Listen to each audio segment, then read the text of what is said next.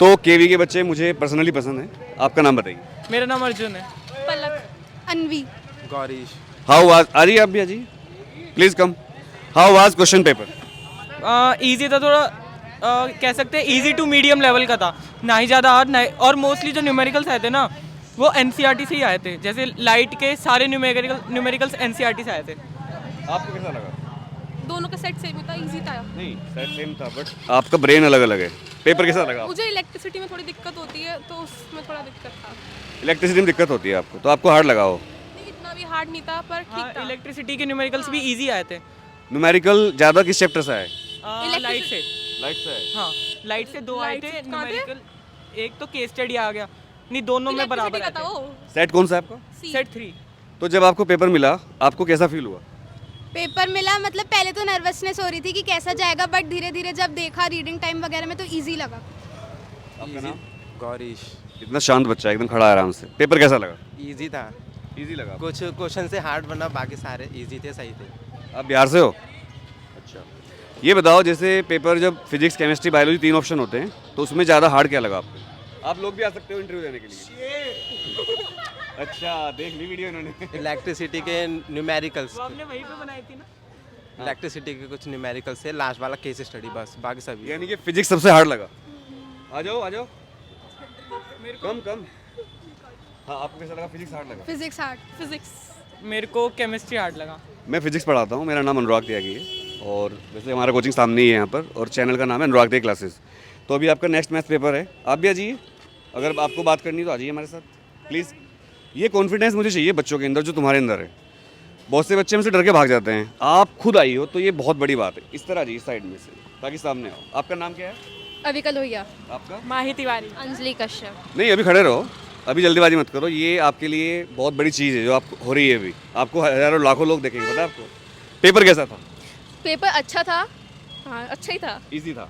Easy तो नहीं Medium. कह सकते, मॉडरेट था, सही था, सही गया। सेम सेम, मतलब इतना इजी भी नहीं था और इतना हार्ड भी नहीं था, अच्छा था। ओके ओके था लाइक। जब आप पेपर कर रही थी तो आपको कैसी फीलिंग आती? कितने नंबर फोड़ूंगी मैं 80 में से? सर 70 अबव 70 सब देख लो भाई, 70 वो बोल रही है। नाम क्या है? अविका लोहिया। तो हमारा ये आशीर्वाद है कि आपके 75 अबव आए। आपको कितनी उम्मीद है? मेरी 60 थी। यार 70 तो है। आपको? 65 अबव। 70 अबव। आपको कितनी उम्मीद है? क्या? कितने मार्क्स की उम्मीद है? मेरे को 80% प्लस। भाई 80 का तो पेपर ही है। नहीं 80% प्लस, यानी 80 में से कितने आएंगे? 80 में से 65-70 कुछ। 65 प्लस।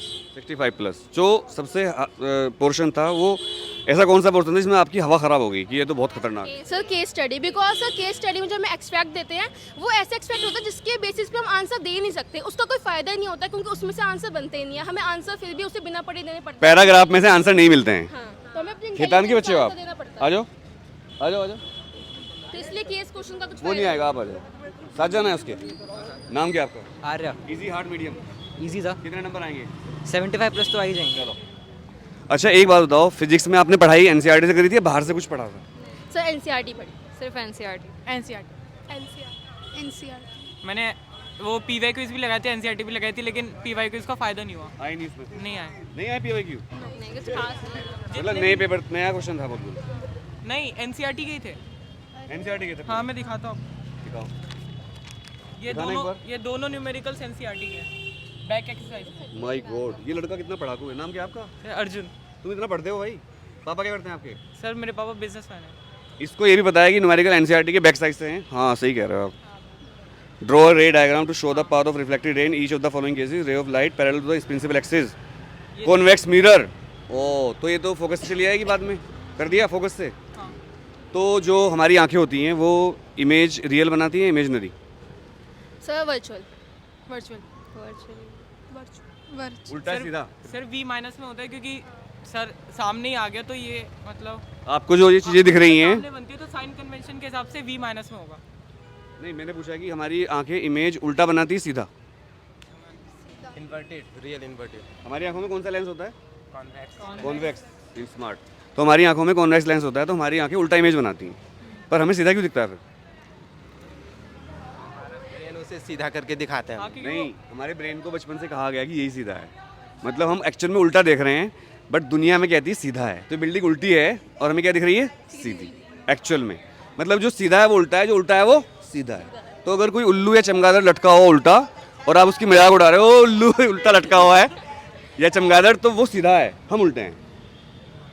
ठीक है, चलो जाइए बेटा जाइए। किसके पापा हैं?